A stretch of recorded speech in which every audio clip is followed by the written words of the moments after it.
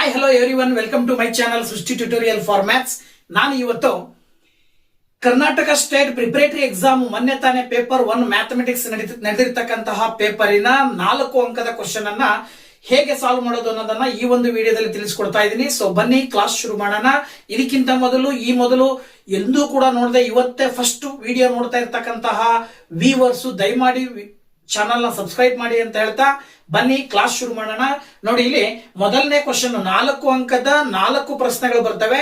ಆ 4 ಅಂಕದ 4 ಪ್ರಶ್ನೆಗಳಲ್ಲಿ ಮೊದಲನೇ ಪ್ರಶ್ನೆ ಬಂದು 34ನೇ ಕ್ವಶನ್. ಸೊ 34ನೇ ಕ್ವಶನ್ ಕನ್ನಡ ಮೀಡಿಯಂ ಮತ್ತೆ ಇಂಗ್ಲಿಷ್ ಮೀಡಿಯಂ ಎರಡರಲ್ಲೂ ಕೂಡ ತಿಳಿಸ್ಕೊಡ್ತಾ ಇದ್ದೀನಿ. ಸೊ ನೋಡಿ, ಇಲ್ಲಿ ಮೊದಲನೇ ಕ್ವಶನ್ 4 ಅಂಕದ್ದು ನೋಡೋದಾದ್ರೆ, solve the given pair of linear equations by graphical method. ಒಂದು ಕ್ವಶನ್ ಕಟ್ಟಿಟ್ಟ ಬುತ್ತಿ 100% ಈ ಒಂದು ಕ್ವಶನ್ ಬಂದೇ ಬರುತ್ತೆ.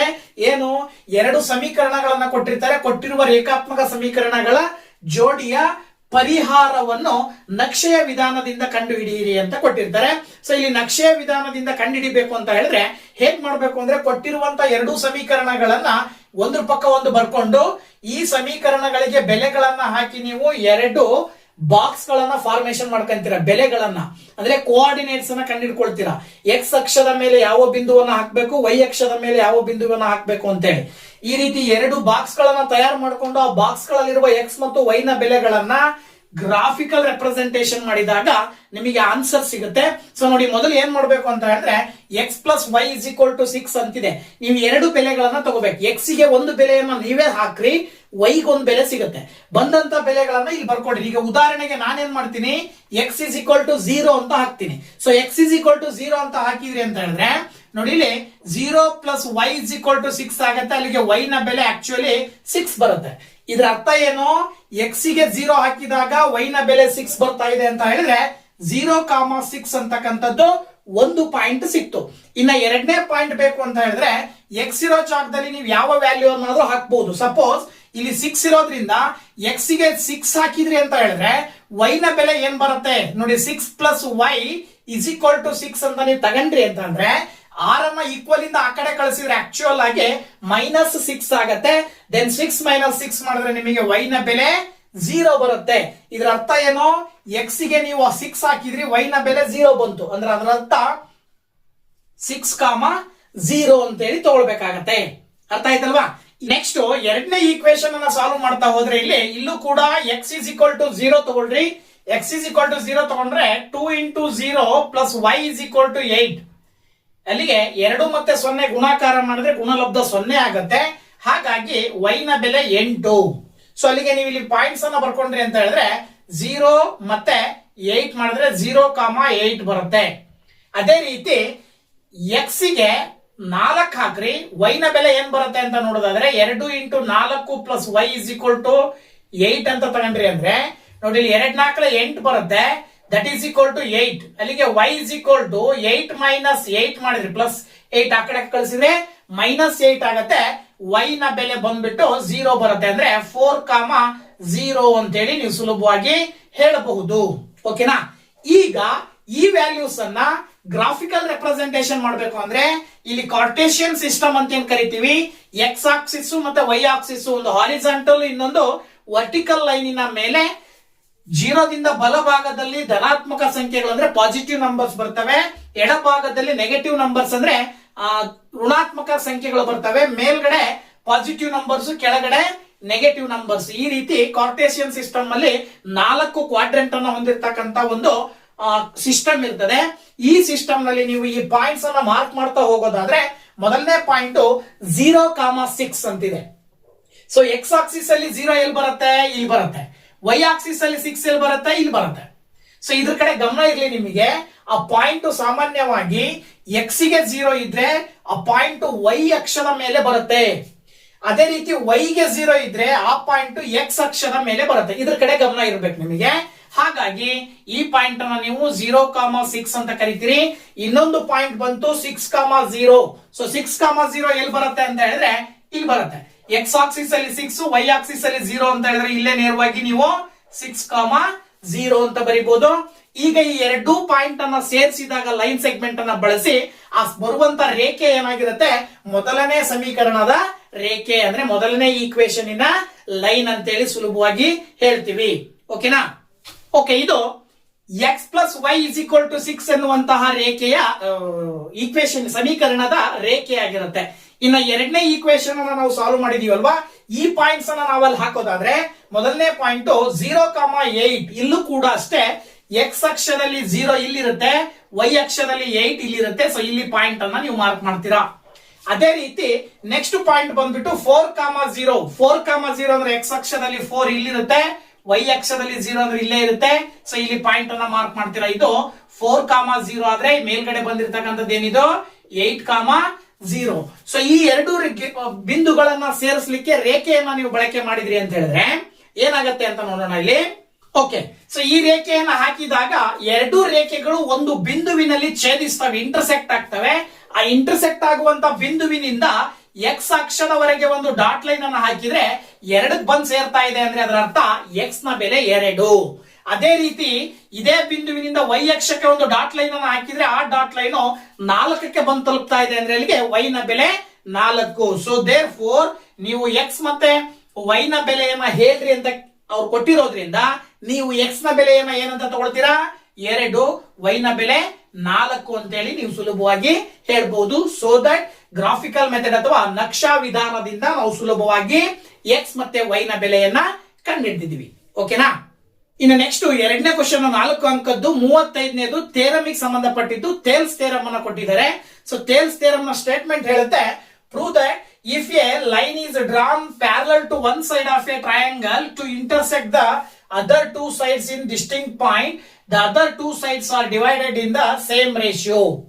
ಅಂದ್ರೆ ತ್ರಿಭುಜದ ಎರಡು ಬಾಹುಗಳನ್ನು ಎರಡು ವಿಭಿನ್ನ ಬಿಂದುಗಳಲ್ಲಿ ಛೇದಿಸುವಂತೆ ಒಂದು ಬಾಹುವಿಗೆ ಸಮಾನಾಂತರವಾಗಿ ಎಳೆದ ಸರಳ ರೇಖೆಯು ಉಳಿದೆರಡು ಬಾಹುಗಳನ್ನು ಸಮಾನುಪಾತದಲ್ಲಿ ವಿಭಾಗಿಸುತ್ತದೆ ಅನ್ನೋದನ್ನ ಪ್ರೂವ್ ಮಾಡ್ಬೇಕು. ಅಂದ್ರೆ ಅದರ ಅರ್ಥ ಇಲ್ಲಿ ಈ ಒಂದು ಬಾಹು ಡಿ ಮತ್ತೆ ಇ ಅಂತ ನಾವು ತಗೊಂಡ್ರಿ ಅಂದ್ರೆ ಎ ಬಿ ಸಿ ಅಂತಕ್ಕಂತಹ ಒಂದು ತ್ರಿಭುಜದಲ್ಲಿ ಎ ಬಿ ಯ ಮೇಲೆ ಡಿ ಪಾಯಿಂಟ್, ಎ ಸಿ ನ ಮೇಲೆ ಇ ಪಾಯಿಂಟ್ ಅನ್ನ ಮಾರ್ಕ್ ಮಾಡಿ ಆ ಎರಡು ಪಾಯಿಂಟ್ ಅನ್ನ ನಾವು ಜಾಯಿನ್ ಮಾಡಿದೀವಿ ಅಂದ್ರೆ ಆ ಜಾಯಿನ್ ಮಾಡಿರುವಂತ ಲೈನ್ ಬಿ ಸಿ ಗೆ ಪ್ಯಾರಲಲ್ ಆಗಿರುತ್ತೆ.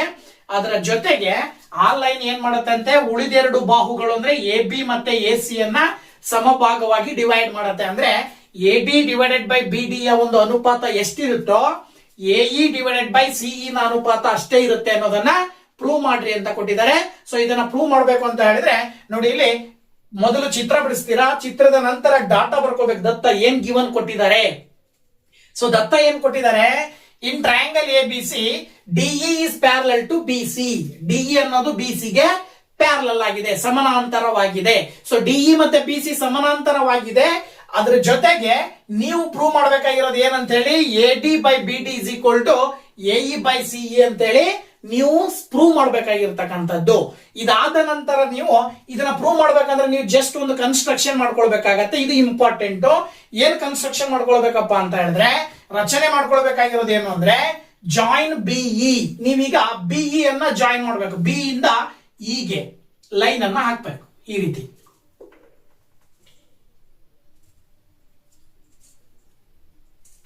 ಸೊ ಬಿ ನ ಜಾಯಿನ್ ಮಾಡಿದ್ರಲ್ವಾ, ಹಾಗೇನೆ ಸಿ ಡಿ ಅನ್ನ ಜಾಯಿನ್ ಮಾಡಿ. ಸಿ ಇಂದ ಡಿ ಗೆ ಲೈನ್ ಹಾಕ್ರಿ.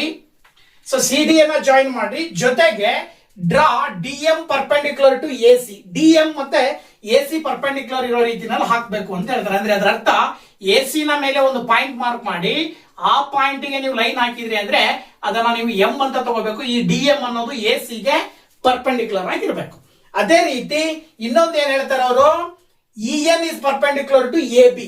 ಇ ಇಂದ ಎ ಬಿ ನ ಮೇಲೆ ಒಂದು ಪಾಯಿಂಟ್ ಮಾರ್ಕ್ ಮಾಡಿ ಆ ಪಾಯಿಂಟ್ ಅನ್ನ ನೀವು ಸೇರಿಸಿದ್ರಿ ಅಂತ ಹೇಳಿದ್ರೆ ಅದು ಇ ಎನ್ ಆಗತ್ತೆ. ಇ ಎನ್ ಅನ್ನೋದು ಎ ಬಿ ಗೆ ಪರ್ಪೆಂಡಿಕ್ಯುಲರ್ ಆಗಿರ್ಬೇಕು. ಓಕೆನಾ? ಇದು ಕನ್ಸ್ಟ್ರಕ್ಷನ್. ಸೊ ಇದಿಷ್ಟು ಕನ್ಸ್ಟ್ರಕ್ಷನ್ ಮಾಡ್ಕೊಂಡ ನಂತರದಲ್ಲಿ ನೀವು ಇದನ್ನ ಪ್ರೂವ್ ಮಾಡ್ಬೇಕು ಅಂತ ಹೇಳಿದ್ರೆ ಏನ್ ಮಾಡ್ತೀರಾ, ಮೊದಲನೇದಾಗಿ ನಮಗೆ ಗೊತ್ತಿರುವಂತೆ ಈ ಕೊಟ್ಟಿರುವಂತಹ ಟ್ರಯಾಂಗಲ್ ನಲ್ಲಿ ಒಂದು ಕಡೆ ಬೇಸ್ ಎ ಬಿ ಅನ್ನುವಂತ ಬೇಸ್ ನ ಮೇಲೆ ರಚನೆ ಆಗಿರುವ ಟ್ರಯಾಂಗಲ್ ಗಳನ್ನ ನೀವು ಅಬ್ಸರ್ವ್ ಮಾಡ್ತಾ ಹೋದ್ರೆ ಎ ಡಿ ಇ ಅನ್ನೋ ಟ್ರಯಾಂಗಲ್ ಒಂದು ಬರುತ್ತೆ. ಎ ಡಿ ಇ ಅನ್ನೋದು ಒಂದು ಟ್ರಯಾಂಗಲ್, ಇನ್ನೊಂದು ಬಿ ಡಿ ಇ ಅನ್ನೋದು ಇನ್ನೊಂದು ಟ್ರಯಾಂಗಲ್. ಸೊ ಎಡಿಇ ಮತ್ತೆ ಬಿಡಿಇ ಟ್ರಯಾಂಗಲ್ ಗಳ ಏರಿಯಾ ವಿಸ್ತೀರ್ಣಗಳನ್ನ ನಾವು ತಗೊಂಡ್ರೆ, ವಿಸ್ತೀರ್ಣಗಳ ಅನುಪಾತಗಳನ್ನ ತಗೊಂಡ್ರೆ, ಮೊದಲನೇದಾಗಿ ಎಡಿಇ ನ ವಿಸ್ತೀರ್ಣ ಯಾವಾಗ ಸಿಗುತ್ತಪ್ಪ ಅಂತ ಹೇಳಿದ್ರೆ ಡಿ ಮತ್ತೆ ಎ ಮಧ್ಯೆ ಪರ್ಪೆಂಡಿಕ್ಯುಲರ್ ಆಗಿರುವಂತ ಇ ಅನ್ನ ನೀವು ಹೈಟ್ ಅಂತ ಕನ್ಸಿಡರ್ ಮಾಡಬೇಕು, ಗೊತ್ತಾಯ್ತಲ್ವಾ? ಹಾಗೇನೆ ಯಾವುದು ಎಡಿ ಅನ್ನ ನೀವು ಬೇಸ್ ಅಂತ ಕನ್ಸಿಡರ್ ಮಾಡಬೇಕು. ಇ ಎನ್ ಅನ್ನೋದು ಹೈಟ್, ಎಡಿ ಅನ್ನೋದು ಬೇಸ್ ಅಂತ ಕನ್ಸಿಡರ್ ಮಾಡಿದ್ರೆ ಹಾಫ್ ಇಂಟು ಎಡಿ ಇಂಟು ಇ ಎನ್. ಹೇಗ್ ಬರ್ತೀವಿ ಅಂದ್ರೆ ನಮಗೆ ಗೊತ್ತು formula, area of triangle formula ಏನ್ ಹೇಳುತ್ತೆ, half into base into H ಅಂದ್ರೆ ಅರ್ಧ ಇಂಟು ಪಾದ ಇಂಟು ಎತ್ತರ. ಸೊ ಇಲ್ಲಿ ಎಡಿ ಅನ್ನೋದು ಪಾದ ಆದ್ರೆ ಇ ಎನ್ ಅನ್ನೋದು ಎತ್ತರ. ಅದೇ ರೀತಿ ಕೆಳಗಡೆ ಕನ್ಸಿಡರ್ ಮಾಡಿದ್ರೆ ಬಿಡಿಇ ನಲ್ಲೂ ಕೂಡ ಬಿಡಿ ಅನ್ನೋದು ಏನಾಗತ್ತೆ, ಪಾದ ಆಗತ್ತೆ, ಬೇಸ್ ಆಗತ್ತೆ. ಹೈಟ್ ಯಾವ್ದಪ್ಪ ಅಂದ್ರೆ ಅದಕ್ಕೂ ಕೂಡ E N height, perpendicular line ಅನ್ನು ನಾವು ಕನ್ಸಿಡರ್ ಮಾಡ್ತೀವಿ ಹೈಟಿಗೆ. ಸೊ ಪರ್ಪೆಂಡಿಕ್ಯುಲರ್ ಲೈನ್ ಯಾವ್ದಿಲ್ಲಿ ಅಂದ್ರೆ ಇ ಎನ್. ನಾವು ಬಿಡಿ ಅನ್ನ ಸ್ವಲ್ಪ ಎಕ್ಸ್ಟೆಂಡ್ ಮಾಡಿ ಪರ್ಪೆಂಡಿಕ್ಯುಲರ್ ಲೈನ್ ಹಾಕಿದೀವಿ ಅಂತ ಅರ್ಥ. ಅದು ಅಲ್ಲಿಗೆ ನೀವು ಹೈಟ್ ಅನ್ನ ಏನಂತ ತಗೊಳ್ಬೇಕು, ಇ ಎನ್ ಅಂತ ತಗೊಳ್ಬೇಕು. ಈಗ next step E N cancel ಆಗತ್ತೆ, ಹಾಫ್ ಆಫ್ ಕ್ಯಾನ್ಸಲ್ ಆಗತ್ತೆ, ನಿಮ್ಗೆ ಉಳಿಯೋದು A D by B D. ಇದನ್ನ ಈಕ್ವೇಶನ್ ನಂಬರ್ 1 ಅಂತ ತಗೊಳ್ರಿ, ಓಕೆನಾ? ಇದಾದ ನಂತರ ನೆಕ್ಸ್ಟ್ ಇನ್ನೊಂದು ರೀತಿ ಈ ಕಡೆ ತಗೊಳ್ರಿ. ಈ ಕಡೆ ಎ ಸಿ ಬೇಸ್ ಅನ್ನ ಹೊಂದಿರತಕ್ಕಂತ ಎರಡು ಟ್ರಯಾಂಗಲ್ ಯಾವ್ಯಾವ ಬರ್ತಾವಪ್ಪ ಅಂದ್ರೆ ಎ ಡಿ ಇ ಅನ್ನೋದು ಬರುತ್ತೆ, ಇನ್ನೊಂದು ಬಿ ಇನ್ನೊಂದು ಸಿ ಡಿ ಇ ಬರುತ್ತೆ. ಯಾವ್ದ್ಯಾವ್ದು, ಎ ಡಿ ಇ ಮತ್ತೆ ಸಿ ಡಿ ಇ. ಇವುಗಳಲ್ಲಿ ಮೊದಲನೇ ಟ್ರಯಾಂಗಲ್ ಎ ಡಿ ಇ ತಗೊಂಡ್ರೆ ಎ ಡಿ ನ area of triangle is equal to half into A E base ಆಗತ್ತೆ, ಹೈಟ್ ಯಾವ್ದಾಗತ್ತೆ, ಡಿ ಎಂ ಆಗತ್ತೆ. So A E into D M. ಅದೇ ರೀತಿನೇ ಕೆಳಗಡೆ ಹಾಫ್ ಇಂಟು ಸಿಇ ಬೇಸ್ ಆಗತ್ತೆ, ಹೈಟ್ ಕೂಡ ಇಲ್ಲೂ ಕೂಡ ಡಿ ಎಂ ಬರುತ್ತೆ. ಇದಾದ ನಂತರ half of cancel, D M cancel ಆಗಿ ನಿಮಗೆ ಎ ಇ ಬೈ ಸಿಇ ಉಳ್ಕೊಳ್ಳತ್ತೆ, ಓಕೆನಾ? ಸೊ ಈಗ ನೀವು 1 ಮತ್ತೆ 2 ಅಬ್ಸರ್ವ್ ಮಾಡಿದ್ರೆ A D by B D ಮೇಲ್ಗಡೆ ಬಂದಿದೆ, ಕೆಳಗಡೆ ಎ ಇ ಬೈ ಸಿಇ ಬಂದಿದೆ. ಬಲಭಾಗದಲ್ಲಿ ನೋಡಿದ್ರೆ ಮೇಲ್ಗಡೆ, ಎಡಭಾಗದಲ್ಲಿ ನೋಡಿದ್ರೆ area of triangle A D E ಇದೆ, ಇಲ್ಲೂ ಕೂಡ area of triangle A D E ಇದೆ. ಎಡಭಾಗದಲ್ಲಿ ವ್ಯತ್ಯಾಸ ಇರೋದು ಕೆಳಗಡೆ ಇರುವ ಡಿನಾಮಿನೇಟರ್ ನಲ್ಲಿ ಇಲ್ಲಿ ಬಿಡಿಇ ಇದೆ, ಇಲ್ಲಿ ಸಿಡಿಇ ಇದೆ. ನೀವು ಬಿಡಿಇ ಮತ್ತೆ ಸಿಡಿಇ ಅನ್ನು ಅಬ್ಸರ್ವ್ ಮಾಡಿದ್ರೆ, ಬಿಡಿಇ ಮತ್ತೆ ಸಿಡಿಇ ಅನ್ನು ಅಬ್ಸರ್ವ್ ಮಾಡಿದ್ರೆ ಈ ಡಿಇ ಅನ್ನುವಂತಹ ಬೇಸ್ ಅಥವಾ ಬಿಸಿ ಅನ್ನುವಂತಹ ಬೇಸ್ ಒಂದೇ ಬೇಸ್ ಮೇಲೆ ಇರುವ ಎರಡು ತ್ರಿಭುಜಗಳು. ಸೊ ಒಂದೇ ಬೇಸ್ ನ ಮೇಲೆ ರಚನೆಯಾದ ಎರಡು ತ್ರಿಭುಜಗಳ ವಿಸ್ತೀರ್ಣವು ಸಮ ಇರುತ್ತದೆ ಅಂತಕ್ಕಂಥದ್ದು ನಮಗೆ ಗೊತ್ತು. So that triangle BDE and triangle CDE are on same base. ಹಾಗಾಗಿ area of triangle BDE is equal to area of triangle CDE ಅಂತ ಹೇಳ್ಬೋದು. ತ್ರಿಭುಜ ಬಿಡಿಇ ನ ವಿಸ್ತೀರ್ಣವು ತ್ರಿಭುಜ ಸಿಡಿಇ ನ ವಿಸ್ತೀರ್ಣಕ್ಕೆ ಸಮ ಇರುತ್ತದೆ. ಅದರ ಅರ್ಥ ನೀವು ಬಿಡಿಇ ಇರೋ ಜಾಗದಲ್ಲಿ ಸಿಡಿಇ ಬರಿಬಹುದು ಅಥವಾ ಸಿಡಿಇ ಇರೋ ಜಾಗದಲ್ಲಿ ಬಿಡಿಇ ಬರಿಬಹುದು. ಅಲ್ಲಿಗೆ ಕೆಳಗಡೆ ಇರುವ ಡಿನಾಮಿನೇಟರ್ ಸೇಮ್ ಆಯ್ತು. ಎರಡೂ ಎಡಭಾಗಗಳು ಸೇಮ್ ಇದಾವೆ ಅಂದ್ರೆ ಬಲಭಾಗಗಳನ್ನ ನಾವು ಸೇಮ್ ಅಂತ ಹೇಳಿ ಸುಲಭವಾಗಿ ಹೇಳ್ತೀವಿ. ಇದರ ಆಧಾರದ ಮೇಲೆ A D by B D is equal to A E by C ಅಂತ ಹೇಳಿ ಸುಲಭವಾಗಿ ಹೇಳ್ಬೋದು. ಇದನ್ನೇ ನಿಮಗೆ ಸಾಧಿಸಲಿಕ್ಕೆ ಕೊಟ್ಟಿರ್ತಕ್ಕಂಥದ್ದು. ಅಂಡರ್ಸ್ಟ್ಯಾಂಡ್? ನೆಕ್ಸ್ಟ್ 35ನೇ ಕ್ವಶನ್ ಮತ್ತೊಂದು ಥಿಯರಮ್ ಅನ್ನ ಕೊಟ್ಟಿದ್ದಾರೆ. ಸೊ ಆ ಥಿಯರಮ್ ಏನ್ ಹೇಳುತ್ತೆ ಅಂತಕ್ಕಂಥದ್ದನ್ನ ನೋಡೋದಾದ್ರೆ, prove that if in two triangles sides of one triangle are proportional to the sides of the other triangle, then their corresponding angles are equal and hence the two triangles are similar ಅಂತ ಕೊಟ್ಟಿದ್ದಾರೆ. ಅಂದ್ರೆ ಎರಡು ತ್ರಿಭುಜಗಳಲ್ಲಿ ಒಂದು ತ್ರಿಭುಜದ 3 ಬಾಹುಗಳು ಮತ್ತೊಂದು ತ್ರಿಭುಜದ 3 ಬಾಹುಗಳೊಡನೆ ಸಮಾನುಪಾತ ಹೊಂದಿದ್ದರೆ ಅವುಗಳ ಅನುರೂಪ ಕೋನಗಳು ಸಮವಾಗಿರುತ್ತವೆ ಮತ್ತು ಅದರಿಂದಾಗಿ ಆ ಎರಡು ತ್ರಿಭುಜಗಳು ರೂಪಿಗಳಾಗಿರುತ್ತವೆ ಅಂತ ಕೊಟ್ಟಿದ್ದಾರೆ. ಅಂದ್ರೆ ಎರಡು ತ್ರಿಭುಜಗಳ ಅನುರೂಪ ಬಾಹುಗಳು ಸಮಾನುಪಾತದಲ್ಲಿದ್ದಾವೆ. ಹಾಗಿದ್ಮೇಲೆ ಆ ಎರಡು ತ್ರಿಭುಜಗಳ ಅನುರೂಪ ಕೋನಗಳು ಸಮ ಇರುತ್ತವೆ. ಜೊತೆಗೆ ಆ ಎರಡೂ ತ್ರಿಭುಜಗಳು ಏನಾಗಿರ್ತವೆ, ಅನುರೂಪ ತ್ರಿಭುಜಗಳಾಗಿರ್ತವೆ ಅಂತೇಳಿ ಹೇಳ್ರಿ ಅಂತೇಳಿ ಈ ಒಂದು ಥಿಯರಮ್ ಹೇಳ್ತಾ ಇದೆ. ಸೊ ಈ ಥಿಯರಮ್ ಅನ್ನ ಹೇಗೆ ಸಾಲ್ವ್ ಮಾಡಬಹುದು ಅಥವಾ ಹೇಗೆ ಪ್ರೂವ್ ಮಾಡಬಹುದು ಅನ್ನೋದನ್ನ ಈಗ ನಿಮಗೆ ತಿಳಿಸ್ಕೊಡ್ತೀನಿ. ನೋಡಿ ಇಲ್ಲಿ ಥಿಯರಮ್ ಅನ್ನ ಪ್ರೂವ್ ಮಾಡೋದು ಹೇಗೆ ಅಂತ ಹೇಳಿದ್ರೆ, ದತ್ತ ಫಸ್ಟ್ ಬರ್ಕೋಬೇಕು, ಡಯಾಗ್ರಾಮ್ಸ್ ಅನ್ನ ಹಾಕೊಳ್ತೀರ.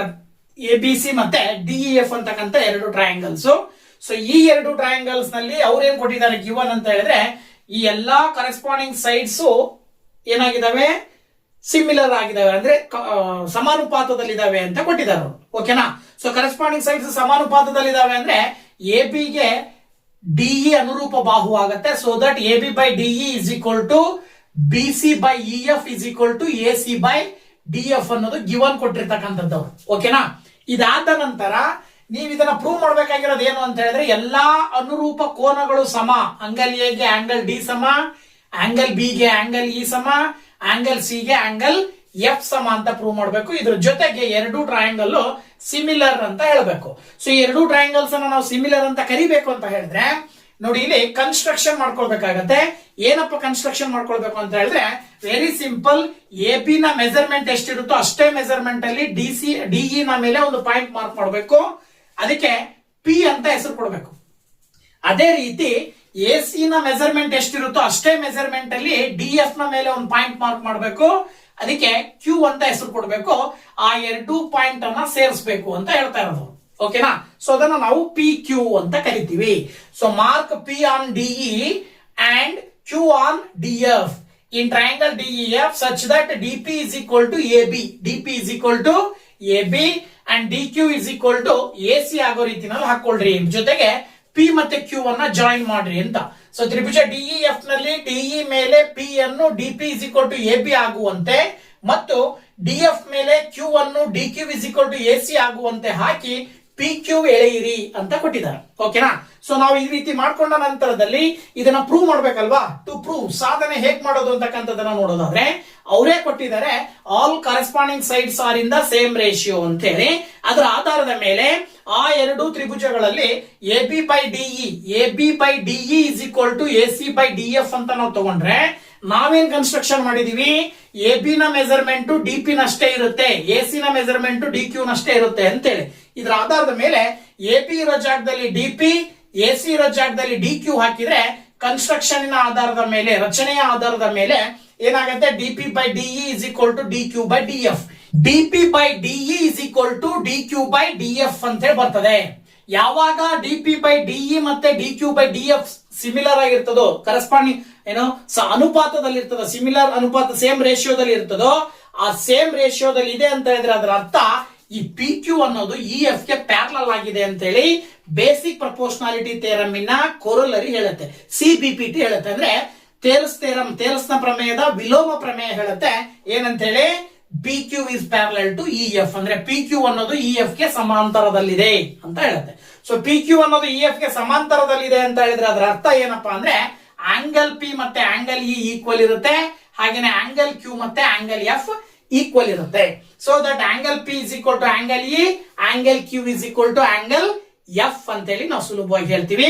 ಇದರ ಆಧಾರದ ಮೇಲೆ ನಾವಿಲ್ಲಿ ಏನ್ ಹೇಳ್ಬೋದು, ಟ್ರಯಾಂಗಲ್ ಡಿ ಪಿ ಕ್ಯೂ, ತ್ರಿಭುಜ ಡಿ ಪಿ ಕ್ಯೂ ಅನುರೂಪ ತ್ರಿಭುಜ ಡಿಇಎಫ್ ಅಂತ ಹೇಳ್ಬೋದು ನಾವು. ಯಾವಾಗ ಇವೆರಡು ಕೋನಗಳು ಸಮ ಇರ್ತಾವೋ, ಆ ಎರಡು ಕೋನಗಳು ಸಮ ಇರುವುದರ ಆಧಾರದ ಮೇಲೆ ಏನ್ ಹೇಳ್ತೀವಿ, ತ್ರಿಭುಜ ಡಿ ಪಿ ಕ್ಯೂ ಮತ್ತೆ ತ್ರಿಭುಜ ಡಿಇಎಫ್ ಅನುರೂಪವಾಗಿದ್ದಾವೆ.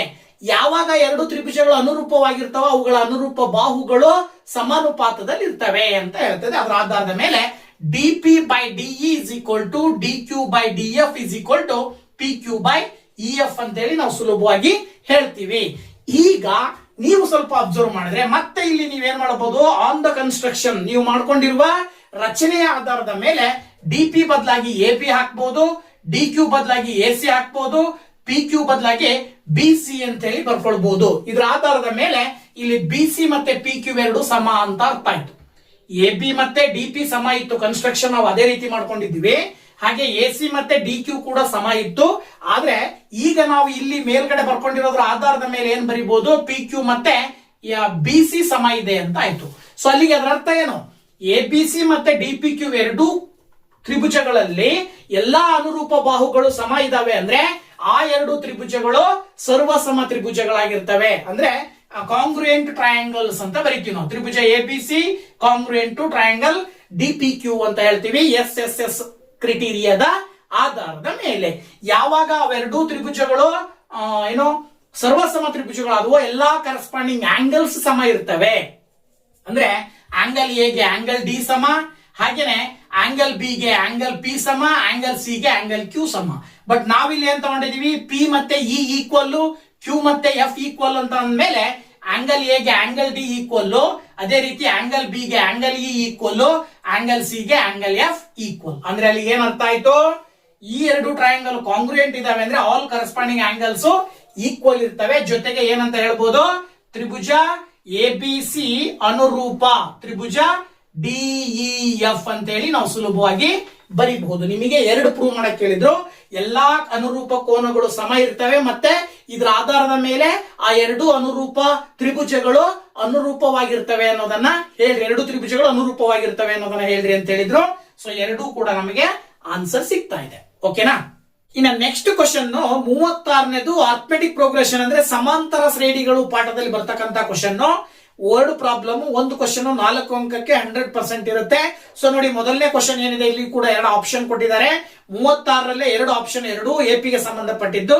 ಸೊ ಮೊದಲನೇ ಕ್ವಶನ್ ಹೇಗಿದೆ ಅಂತ ನೋಡೋದಾದ್ರೆ, if the sum of first n terms of an AP is 5n minus n square, then write the AP ಅಂದ್ರೆ ಅರ್ಥಮೆಟಿಕ್ ಪ್ರೋಗ್ರೆಷನ್ ಅನ್ನ ಬರೀರಿ. And then find the 21st term. ಹಾಗೇನೆ also find the sum of first 21st terms of AP ಅಂತ ಕೊಟ್ಟಿದ್ದಾರೆ. ಅಂದ್ರೆ ಮೊದಲ n ಪದಗಳವರೆಗಿನ ಮೊತ್ತವು in general ಆಗಿ 5n ಮೈನಸ್ n ಸ್ಕ್ವೇರ್ ರೂಪದಲ್ಲಿದ್ರೆ ನೀವು ಅದೇ ಸಮಾಂತರ ಶ್ರೇಣಿಯನ್ನ ಬರೀರಿ. ಜೊತೆಗೆ ಆ ಸಮಾಂತರ ಶ್ರೇಣಿಯ 21ನೇ ಪದವನ್ನ ಕಂಡುಹಿಡಿಯಿರಿ. ಜೊತೆಗೆ ಮೊದಲ 21 ಪದಗಳ ಮೊತ್ತವನ್ನು ಕೂಡ ಕಂಡು ಹಿಡಿಯಿರಿ ಅಂತ ಹೇಳಿ ಕ್ವಶನ್ ಇರ್ತಕ್ಕಂಥದ್ದು.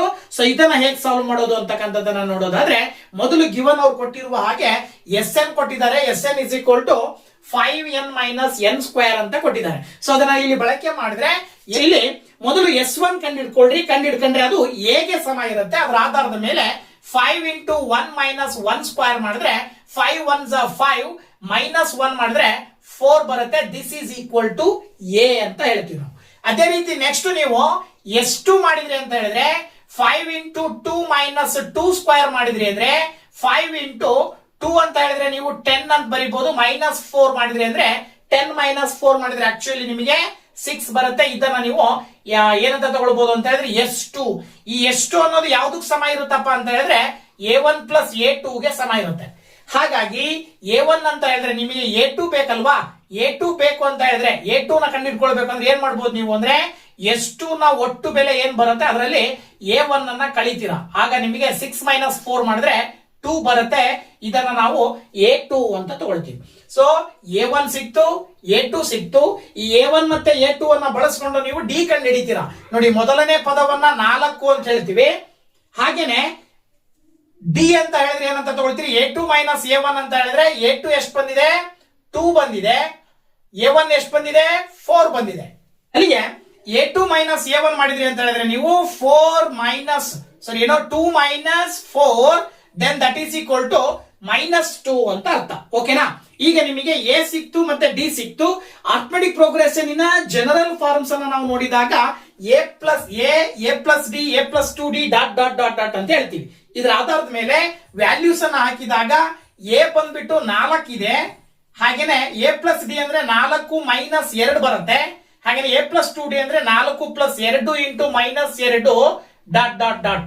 ಸೊ ಇಲ್ಲಿಗೆ ಮೊದಲನೇ ಪದ 4, ಎರಡನೇ ಪದ 4ರಲ್ಲಿ 2 ಕಳೆದ್ರೆ 2, ಮೂರನೇ ಪದ ಏನಾಗುತ್ತೆ 2 4 ಬರುತ್ತೆ. ಇಲ್ಲಿ ಮೈನಸ್ ಇರೋದ್ರಿಂದ 4ರಲ್ಲಿ 4 ಕಳೆದ್ರೆ 0. ಸೊ 4 2 0 ಡಾಟ್ ಡಾಟ್ ಡಾಟ್ ಇದೇನಾಗಿರುತ್ತೆ ಅಂದ್ರೆ ಅವ್ರು ಕೊಟ್ಟಿರುವಂತಹ ಸ್ಟೇಟ್ಮೆಂಟಿನ ಆಧಾರದ ಮೇಲೆ ಅರ್ಥಮೆಟಿಕ್ ಪ್ರೋಗ್ರೆಷನ್ ಸಮಾಂತರ ಶ್ರೇಣಿಯನ್ನ ಬರೆದಿದ್ದೀವಿ. ಈ ಸಮಾಂತರ ಶ್ರೇಣಿಗೆ ನೀವೇನ್ ಮಾಡ್ಬೇಕು, ಈಗ 21ನೇ ಪದವನ್ನ ಕಂಡುಹಿಡಿಬೇಕು. ಸೊ 21ನೇ ಪದವನ್ನ ಕಂಡುಹಿಡಿಬೇಕು ಅಂದ್ರೆ AN ಸೂತ್ರವನ್ನ ಹಾಕ್ತಿವಿ. ಸೊ AN ಸೂತ್ರದ ಪ್ರಕಾರ AN is equal to A plus N minus 1 into D ಅಂತ ಹೇಳ್ತೀವಿ. ಈಗ ನೀವು ಈ ವ್ಯಾಲ್ಯೂಸ್ ಅನ್ನ ಇಲ್ಲಿ ಹಾಕಿದಾಗ A21 is equal to A ಅಂತ ಹೇಳಿದ್ರೆ 4 ಪ್ಲಸ್ N ಮೈನಸ್ 1 ಅಂದ್ರೆ 21 ಮೈನಸ್ 1 ಇಂಟು ಡಿ ಅಂತ ಹೇಳಿದ್ರೆ ಏನ್ ಬಂದಿದೆ, -2 ಬಂದಿದೆ. ಈಗ ನೀವು ಸಿಂಪ್ಲಿಫೈ ಮಾಡ್ತಾ ಹೋಗ್ರಿ. A21 is equal to 4 plus 21ರಲ್ಲಿ 1 ಕಳೆದ್ರೆ 20 ಇಂಟು -2. ಈಗ ನೀವು ಸುಲಭ ರೂಪದಲ್ಲಿ ಬರೆದ್ರೆ A21 is equal to 4 plus into minus minus ಆಗತ್ತೆ. 20ಅನ್ನ 2ರಿಂದ ಗುಣಾಕಾರ ಮಾಡಿದ್ರೆ 40 ಬರುತ್ತೆ. ಈಗ 40ರಲ್ಲಿ 4 ಕಳೆದ್ರಿ ಅಂದ್ರೆ ನಿಮಗೆ -36 ಬರುತ್ತೆ. ಈ -36 ಅನ್ನೋದು 21ನೇ ಪದ. ಜೊತೆಗೆ ಇನ್ನೊಂದು ಕ್ವಶನ್ ಏನ್ ಕೇಳಿದಾರೆ ಅವರು, ಮೊದಲ 21 ಪದಗಳ ಮೊತ್ತವನ್ನು ಕಂಡುಹಿಡಿಯಿರಿ. ಸೊ ಅಲ್ಲಿಗೆ ಮೊದಲನೇ ಪದ 4, ಕೊನೆಯ ಪದ -36 ಇರದೆ 21 ಪದಗಳು ಅಂತ ಅಂದಾಗ ಎನ್ ಫಾರ್ಮುಲಾ ಹಾಕಿದ್ರೆ N is equal to n/2 into a plus L ಹಾಕ್ತಾರೆ. ಯಾಕೆ ಅಂದ್ರೆ ಮೊದಲನೇ ಪದ ಮತ್ತು ಕೊನೆಯ ಪದವನ್ನ ಗಿವನ್ ಕೊಟ್ಟಿರೋದ್ರಿಂದ, ಅಂದ್ರೆ ನಾವು ಕಂಡು ಹಿಡಿದಿರೋದ್ರಿಂದ. ಸೊ ಮೊದಲನೇ ಪದ ಮತ್ತು ಕೊನೆಯ ಪದವನ್ನ ಇಲ್ಲಿ ಬಳಕೆ ಮಾಡಿದ್ರೆ S21 ಇಸ್ ಈಕ್ವಲ್ ಟು 21 ಪದಗಳ ಮೊತ್ತ ಅಂದ್ರೆ S21. Then S21 is equal to 21 divided by 2 into A ಅಂತ ಹೇಳಿದ್ರೆ ಎಷ್ಟು 4 ಪ್ಲಸ್ ಎಲ್ ಅಂತ ಹೇಳಿದ್ರೆ -36. ಸೊ ಸುಲಭ ರೂಪದಲ್ಲಿ ಬರೆದಾಗ 21 divided by 2 into 4 plus into minus ಬರುತ್ತೆ 36 ಆಗತ್ತೆ.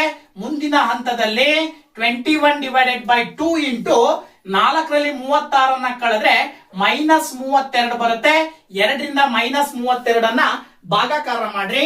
2 1 2 6 ಅಲ್ಲಿಗೆ S21 is equal to 21 into -16 ಬರುತ್ತೆ. ಸೊ 21 ಇಂಟು -16 ನೀವು ಮಲ್ಟಿಪ್ಲೈ ಮಾಡಿದಾಗ ಏನ್ ಬರುತ್ತಪ್ಪ ಆನ್ಸರ್ ಅಂತ ಹೇಳಿದ್ರೆ -336 ಬರುತ್ತೆ. ಏನ್ ಬರುತ್ತೆ answer -336. This is the sum of the first 21 terms ಅಂತ ಹೇಳಿ ನಾವು ಸುಲಭವಾಗಿ ಹೇಳಬಹುದು. ಓಕೆನಾ? ಸೊ ಅರ್ಥಮೆಟಿಕ್ ಪ್ರೋಗ್ರೆಷನ್ ಇನ್ನ ಇನ್ನೊಂದು ಆಪ್ಷನಲ್ ಕ್ವಶನ್ ಅನ್ನ ನೋಡೋದಾದ್ರೆ 36ರಲ್ಲಿ an arithmetic progression consists of 30 terms. 17th term of the arithmetic progression is 4 more than thrice its 5th term.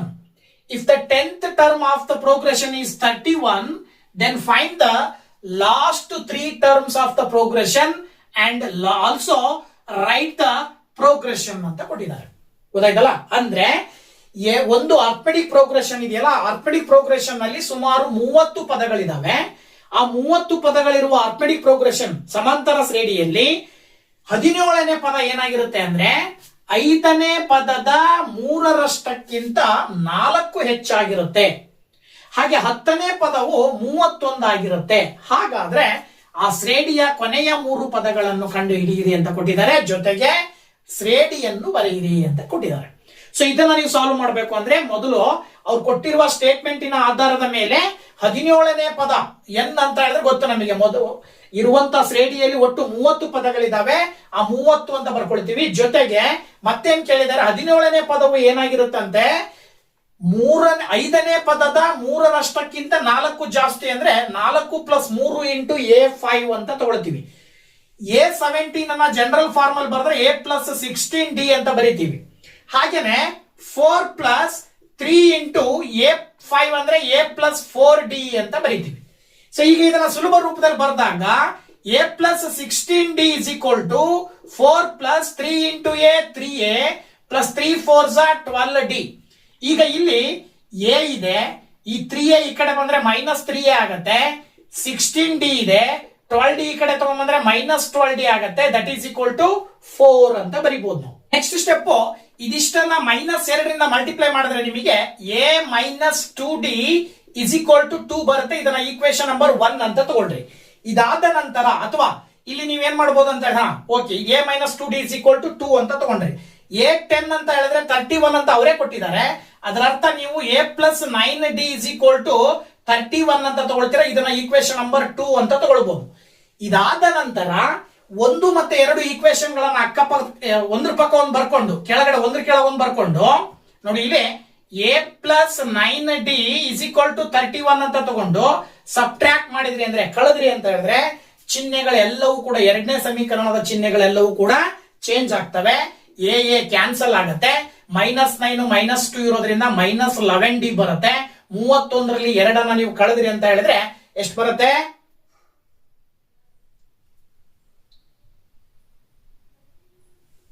Okay, ಇಲ್ಲಿ ಚಿಹ್ನೆ ಮೈನಸ್ ಬರುತ್ತೆ. ಯಾಕೆ ಅಂದ್ರೆ ಮೈನಸ್ ಇಂದ ಮಲ್ಟಿಪ್ಲೈ ಮಾಡಿರೋದ್ರಿಂದ. ಈಗ 31ಕ್ಕೆ -2 ಕೂಡಿದ್ರೆ -33 ಬರುತ್ತೆ.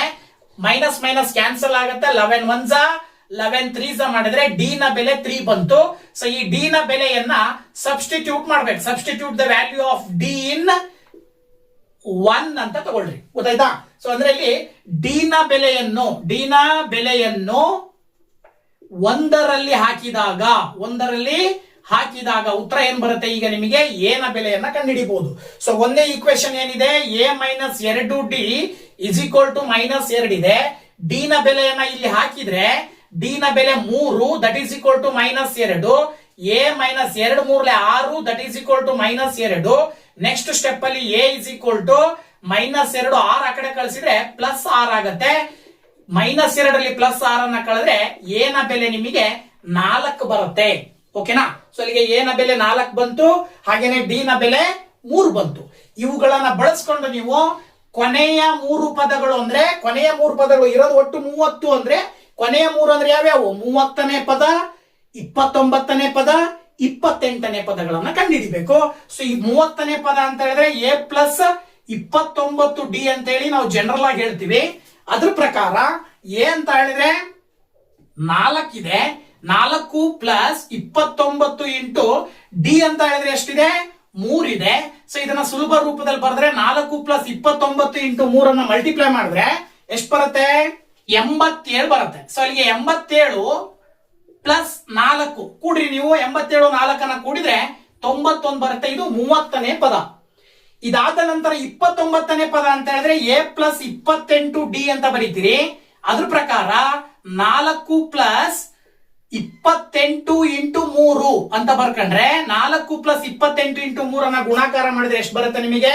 84 ಬರುತ್ತೆ. ಸೊ 84ಕ್ಕೆ 4 ಕೂಡಿದ್ರೆ ನಿಮಗೆ 88 ಬರುತ್ತೆ. ಇದು 29ನೇ ಪದ. ಸೊ 29ನೇ ಪದ 88 ಬರುತ್ತೆ ಅಂದ್ರೆ 28ನೇ ಪದವನ್ನ ಇದರ ಆಧಾರದ ಮೇಲೆ 3 ಸಂಖ್ಯೆ ಕಡಿಮೆ ಮಾಡಿ ಬರೀತಾ ಹೋದ್ರೆ ನೀವು ವ್ಯಾಲ್ಯೂ ಅನ್ನು ಸಬ್ಸ್ಟಿಟ್ಯೂಟ್ ಮಾಡಿದ್ರೆ 4 ನೋಡಿ ಇಲ್ಲಿ ಎ ಪ್ಲಸ್ 27 ಡಿ ಆಗತ್ತೆ. ಅದ್ರ ಪ್ರಕಾರ 4 ಪ್ಲಸ್ 27 ಇಂಟು 3 ಬರೀತೀರಿ. ಸೊ ದಟ್ 4 ಪ್ಲಸ್ 27 ಇಂಟು 3 ಮಾಡಿದ್ರೆ ಎಷ್ಟು ಬರುತ್ತೆ ನಿಮಗೆ? 85 ಬರುತ್ತೆ.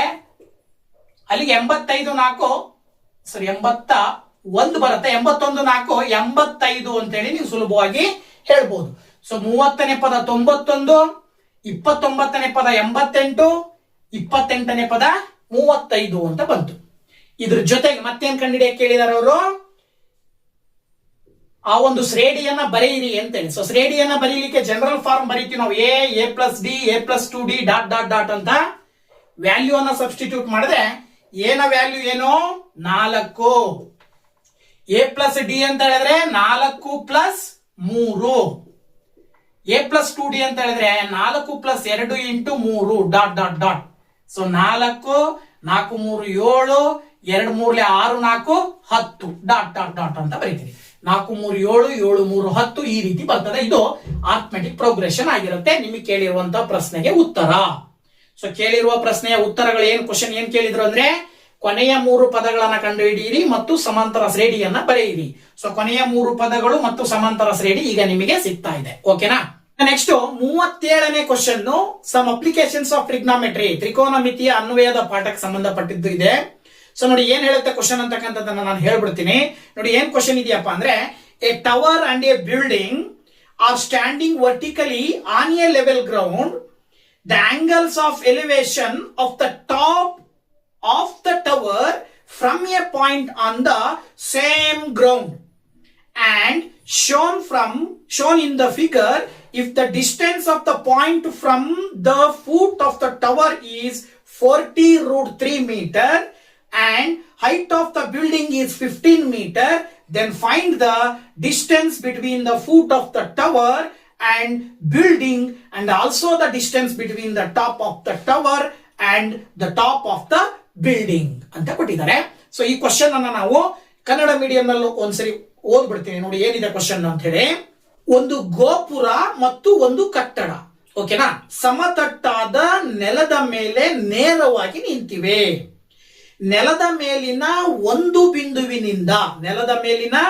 ಒಂದು ಬಿಂದುವಿನಿಂದ ಹಾಗೂ ಕಟ್ಟಡದ ತುದಿಯಿಂದ ಗೋಪುರದ ತುದಿಗೆ ಉನ್ನತ ಕೋನಗಳು ಚಿತ್ರದಲ್ಲಿ ತೋರಿಸಿರುವಂತೆ ಕ್ರಮವಾಗಿ 30 ಡಿಗ್ರಿ ಮತ್ತು 45 ಡಿಗ್ರಿ ಆಗಿವೆ. ಗೋಪುರದ ಪಾದದಿಂದ ಬಿಂದುವಿಗೆ ಇರುವ ದೂರವು 40√3 ಎಂ ಹಾಗೂ ಕಟ್ಟಡದ ಎತ್ತರವು 15 ಮೀಟರ್ ಆದರೆ ಗೋಪುರ ಮತ್ತು ಕಟ್ಟಡದ ಪಾದಗಳ ನಡುವಿನ ದೂರ ಹಾಗೂ ಗೋಪುರ ಮತ್ತು ಕಟ್ಟಡದ ತುದಿಗಳ ನಡುವಿನ ದೂರವನ್ನು ಕಂಡುಹಿಡಿಯಿರಿ ಅಂತ ಕೇಳಿದ್ದಾರೆ. ಸೊ ಈ ಚಿತ್ರವನ್ನ ಬಳಸಿಕೊಂಡು ಚಿತ್ರದ ಆಧಾರದ ಮೇಲೆ ಪ್ರಶ್ನೆಗಳು ಗಿವನ್ ಏನ್ ಕೊಟ್ಟಿದ್ದಾರೆ, ಡಾಟಾ ಏನ್ ಕೊಟ್ಟಿದ್ದಾರೆ, ಬಳಸ್ಕೊಂಡು ಹೇಗೆ ಕಂಡುಹಿಡಿಯೋದು, ಯಾವುದನ್ನ ಕಂಡುಹಿಡಿಬೇಕು ಅಂತ ಕೊಟ್ಟಿದ್ದಾರೆ, ಅದನ್ನ ನಾವು ಮಾಡ್ತಾ ಹೋಗೋಣ. ಸೊ ನೋಡಿ, ಈಗ ಇದನ್ನ ಹೇಗೆ ಸಾಲ್ವ್ ಮಾಡಬಹುದು ಅಂತಕ್ಕಂಥದ್ದನ್ನ ತಿಳಿಸ್ತಾ ಇದ್ದೀನಿ. ನೋಡಿ, ಕ್ವಶನ್ ಹೇಳೋ ಪ್ರಕಾರ ಇಲ್ಲಿ ಪಿ ಕ್ಯೂ ಅನ್ನುವಂತಹದ್ದು ಒಂದು ಕಟ್ಟಡ, ಹಾಗೇನೆ TRRT ಅಂತಕ್ಕಂಥದ್ದು ಒಂದು ಗೋಪುರ. ಸೊ ಈ ಕಟ್ಟಡ ಮತ್ತು ಗೋಪುರಗಳ ನಡುವಿನ ಅಂತರವನ್ನ ಕಂಡುಹಿಡಿಬೇಕು, ಜೊತೆಗೆ ಕಟ್ಟಡದ ತುದಿಯಿಂದ ಗೋಪುರದ ತುದಿಗಿರುವ ಅಂತರವನ್ನ ಕಂಡುಹಿಡಿಬೇಕು. ಎರಡು ಕ್ವಶನ್ ಕೇಳಿದ್ದಾರೆ. ಸೊ ಅದಕ್ಕಿಂತ ಮುಂಚೆ ನಾವು ಏನ್ ಮಾಡೋಣ, ಫಸ್ಟ್ ಕಟ್ಟಡದ ಎತ್ತರವನ್ನ ತಗೊಳ್ಳೋಣ. ಸರಿ, ಕಟ್ಟಡದ ಎತ್ತರ ಕೊಟ್ಟಿದ್ದಾರೆ 15 ಮೀಟರ್. ಈಗ ನಾವು ಗೋಪುರದ ಎತ್ತರವನ್ನ ಕಂಡುಹಿಡ್ಕೊಳ್ಳೋಣ. ಗೊತ್ತಾಯ್ತಲ್ವಾ? ಸೊ ಏನು, ಹೈಟ್ ಆಫ್ ದ ಟವರ್ ಅನ್ನ ಕಂಡುಹಿಡ್ಕೊಳ್ಳೋಣ. So height of the tower ನ ಕಂಡುಹಿಡ್ಕೊಳ್ಬೇಕು ಅಂತ ಹೇಳಿದ್ರೆ, ಹೈಟ್ ಆಫ್ ದ ಟವರ್ ಯಾವಾಗ ಸಿಗುತ್ತಪ್ಪ ನಮಗೆ ಅಂತ ಹೇಳಿದ್ರೆ, ಈ ಆಂಗಲ್ ಕೊಟ್ಟಿದ್ದಾರೆ ಅವರು 30 ಡಿಗ್ರಿ ಅಂತ ಹೇಳಿ. ಗೊತ್ತಾಯ್ತಲ್ವಾ? ಸೊ ಈ ಆಂಗಲ್ 30 ಡಿಗ್ರಿ ಕೊಟ್ಟಿದ್ದಾರೆ ಅಂತ ಹೇಳಿದ್ರೆ, ತ್ರಿಭುಜ RT U ಅನ್ನ ಕನ್ಸಿಡರ್ ಮಾಡಿದ್ರೆ, ಇನ್ ಟ್ರಯಾಂಗಲ್ RTU ನೋಡಿ, ಇಲ್ಲಿ ಟ್ಯಾನ್ 30 ಡಿಗ್ರಿ ಅಂತ ತಗೊಂಡ್ರೆ, tan 30 degree is equal to opposite by adjacent. Opposite by adjacent ಅಂತ ಹೇಳಿದ್ರೆ ಅಪೋಸಿಟ್ RT, ಅಡ್ಜಸೆಂಟ್ ಅಂತ ಹೇಳಿದ್ರೆ 40√3. ಕ್ರಾಸ್ ಮಲ್ಟಿಪ್ಲಿಕೇಶನ್ ಮಾಡಿದ್ರೆ RT into √3 is equal to 40 into √3 into 1 ಅಂತ ಆಗುತ್ತೆ. √3 ಕ್ಯಾನ್ಸಲ್ ಆಯ್ತು ಅಂತ ಹೇಳಿದ್ರೆ RT ನ ಬೆಲೆ ಬಂದು 40 ಮೀಟರ್ ಬರುತ್ತೆ. ಅಂದ್ರೆ ಇದರ ಅರ್ಥ ಏನು, ಗೋಪುರದ ಒಟ್ಟು ಎತ್ತರ 40 metre. Height of the tower is 40 metre. So height of the tower 40 metre ಇದೆ ಅಂತ ಹೇಳಿದ್ರೆ, PQ ಕಟ್ಟಡದ ಎತ್ತರ 15 ಮೀಟರ್ ಇದೆ ಅಂತ ಹೇಳಿದ್ರೆ, PQ ಮತ್ತೆ TS ಎರಡು ಈಕ್ವಲ್ ಇರುತ್ತೆ. ಸೊ ಇದು 15 ಇದೆ ಅಂದ್ರೆ ಇದು ಕೂಡ 15 ಇರುತ್ತೆ. ಅಂದ್ರೆ RS ನ ಮೆಜರ್ಮೆಂಟ್ ಅನ್ನು ನಾವು ಕಂಡುಹಿಡಿಬೇಕು ಅಂದ್ರೆ RT ನಲ್ಲಿ 15 ಅನ್ನ ಕಳಿತೀರಾ. ನೋಡಿ, ST is equal to PQ is equal to 15 metre. Then RS ಬೇಕು ಅಂತ ಹೇಳಿದ್ರೆ 40 ಮೈನಸ್ 15 ಮಾಡಿದ್ರೆ ಅಂತ ಹೇಳಿದ್ರೆ ನಿಮಗೆ 25 ಮೀಟರ್ ಬರುತ್ತೆ. ಈ 25 ಮೀಟರ್ ಅನ್ನೋದು ಏನಾಗಿರುತ್ತೆ, RS ನ ಮೆಜರ್ಮೆಂಟ್ ಆಗಿರುತ್ತೆ. ಓಕೆನಾ? ಸೊ RS ನ ಮೆಜರ್ಮೆಂಟ್ 25 ಮೀಟರ್ ಆಯ್ತು ಅಂದ್ಮೇಲೆ, ಈಗ ಈ ಟ್ರಯಾಂಗಲ್ ನ ಕನ್ಸಿಡರ್ ಮಾಡಿ. ಟ್ರಯಾಂಗಲ್ PRS,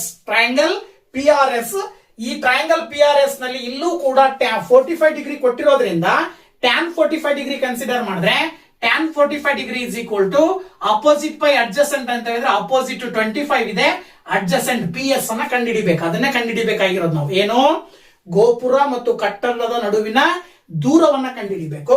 ಹಾಗಾಗಿ RS ಬೈ PS ಅಂತ ತಗೊಂಡ್ರೆ, RS ಅನ್ನೋದು ಅಪೋಸಿಟ್, PS ಅನ್ನೋದು adjacent. So RS by PS ಮಾಡಿದ್ರೆ ಅಂದ್ರೆ 25 divided by PS, tan 45 degree ನ ವ್ಯಾಲ್ಯೂ 1 ಬರುತ್ತೆ. ಈಗ ಟ್ಯಾನ್ 45 ಡಿಗ್ರಿ ನ ವ್ಯಾಲ್ಯೂ 1 ಬಂತು ಅಂದ್ರೆ PS ಇಸ್ ಈಕ್ವಲ್ ಟು ಏನಾಗುತ್ತೆ, 25 ಅನ್ನ ಈಕ್ವಲ್ ಇಂದ ಆ ಕಡೆ ಕಳಿಸಿದ್ರೆ ನಾವು 25 ಅಂತ ಬರ್ತದೆ. ಗೊತ್ತಾಯ್ತಲ್ವಾ? 25 ಮೀಟರ್. ಸೊ ಇದು ಈ 25 ಮೀಟರ್ ಅಂತಕ್ಕಂಥದ್ದು ಏನಾಗಿರುತ್ತೆ ಅಂತ ಹೇಳಿದ್ರೆ, distance between the foot of the tower and building. Tower ಮತ್ತೆ ಬಿಲ್ಡಿಂಗ್ ನ ಮಧ್ಯೆ ಇರುವಂತ ಡಿಸ್ಟೆನ್ಸ್ ಆಗಿರುತ್ತೆ. ದಟ್ ಈಸ್ 25 ಮೀಟರ್ ಅಂತ ಹೇಳಿ ನಾವು ಸುಲಭವಾಗಿ ಹೇಳಬಹುದು. ಇನ್ನೊಂದು ಕ್ವಶನ್ ಕೇಳಿದ್ದಾರೆ, ಏನಪ್ಪಾ ಅಂತ ಹೇಳಿದ್ರೆ, ಕಟ್ಟಡದ ತುದಿಯಿಂದ ಗೋಪುರದ ತುದಿಗಿರುವ ಡಿಸ್ಟೆನ್ಸ್ ಅಂದ್ರೆ PR ಕಂಡುಹಿಡಿಯಿರಿ. ಸೊ ಈ PR ಕಂಡುಹಿಡಿಬೇಕು ಅಂತ ಹೇಳಿದ್ರೆ ಇದೇನಾಗುತ್ತೆ, ಹೈಪೋಟಿನಸ್, ವಿಕರ್ಣವನ್ನ ಕಂಡುಹಿಡಿಬೇಕು ಅಂದ್ರೆ ನೀವು ಟ್ರಿಗ್ನಾಮೆಟ್ರಿನಲ್ಲಿ ಯಾವ ರೇಷಿಯೋವನ್ನ ತಗೊಳ್ಬೇಕಪ್ಪ ಅಂದ್ರೆ ಸೈನ್ ಥೀಟಾವನ್ನ ತಗೊಂಡ್ರೆ, ಸೈನ್ ಥೀಟಾದಲ್ಲಿ ಬರುತ್ತೆ ಅಪೋಸಿಟ್ ಬೈ ಹೈಪೋಟಿನಸ್ ಅಂತ ಹೇಳಿ. ಹಾಗಾಗಿ ಅಪೋಸಿಟ್ ಬೈ ಹೈಪೋಟಿನಸ್ ಅಂತ ಹೇಳಿದ್ರೆ ಅಪೋಸಿಟ್ ಡಿಜಿಟ್ ಅಂದ್ರೆ RS, ಹೈಪೋಟಿನಸ್ ವಿಕರ್ಣ ಅಂದ್ರೆ PR. ಅಲ್ಲಿಗೆ ಸೈನ್ 45 ಡಿಗ್ರಿ ನ ವ್ಯಾಲ್ಯೂ 1/√2 ಬರುತ್ತೆ. 25 ಬೈ PR ಅಂತ ಬರ್ತದೆ RS ನ ವ್ಯಾಲ್ಯೂ. ಕ್ರಾಸ್ ಮಲ್ಟಿಪ್ಲಿಕೇಶನ್ ಮಾಡಿದ್ರೆ PR is equal to 25 into √2 metre ಬರುತ್ತೆ. ಈ PR ಅನ್ನೋದು ಏನು, ಈ ವ್ಯಾಲ್ಯೂ ಏನ್ ಬಂದಿದೆ, ಇದೇನಾಗಿದೆ, ಕಟ್ಟಡದ ತುದಿಯಿಂದ ಗೋಪುರದ ತುದಿಗಿರುವ ದೂರ. So that the distance between top of the tower and building, ಗೋಪುರ ಮತ್ತು ಕಟ್ಟಡದ ತುದಿಗಳಿಗಿರುವ ದೂರವನ್ನ ನಾವು ಏನಂತ ಹೇಳ್ತೀವಿ, 25√2 ಮೀಟರ್ ಅಂತ ಹೇಳಿ ನಾವು ಸುಲಭವಾಗಿ ಹೇಳಬಹುದು. ಕೇಳಿರುವ ಎರಡು ಪ್ರಶ್ನೆಗಳಿಗೆ ಉತ್ತರವನ್ನ ನಾವಿಲ್ಲಿ ಸುಲಭವಾಗಿ ಕಂಡುಕೊಂಡ್ವಿ. ಓಕೆನಾ? ಇನ್ನ 5 ಅಂಕದ ಒಂದು ಕ್ವಶನ್ ಉಳಿಯಿತು, 38ನೇ ಕ್ವಶನ್. ಇದರಲ್ಲೂ ಕೂಡ 2 ಆಪ್ಷನ್ ಇದಾವೆ. ಸರ್ಫೇಸ್ ಏರಿಯಾಸ್ ಅಂಡ್ ವಾಲ್ಯೂಮ್ ಪಾಠದಲ್ಲಿ ಬರ್ತದೆ. ಇದೇ ಪಾಠದಲ್ಲೇನೆ 100% ಒಂದು ಕ್ವಶನ್ ಇರುತ್ತೆ. ಓಕೆನಾ? ಸೊ ಕ್ವಶನ್ ಹೇಗಿದೆ ಅಂತಕ್ಕಂಥದ್ದನ್ನ ಮೊದಲನೇ ಕ್ವಶನ್ ಅನ್ನ ನೋಡೋದಾದ್ರೆ, A water container, water container is made by joining a cylinder and hemisphere of equal radii. The curved surface area of the hemisphere is 2772 square centimeter.